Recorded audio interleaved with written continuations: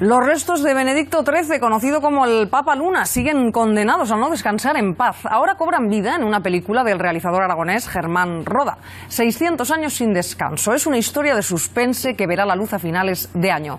4 países son escenario de este documental, rodado en última tecnología. Verá la luz a finales de año con el apoyo de Aragón TV. Aquí comienzan los 600 años sin descanso del Papa Luna, un viaje al que Germán Roda y su equipo han dedicado año y medio de rodaje.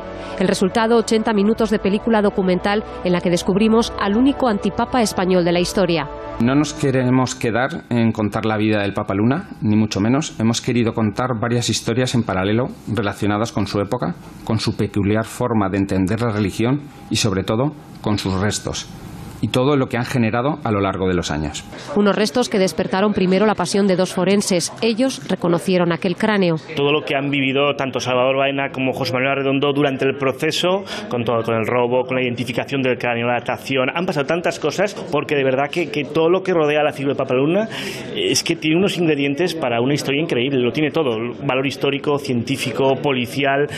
Un valor, dicen, no siempre reconocido. Que es una de las figuras más importantes que ha dado Aragón para todo el mundo.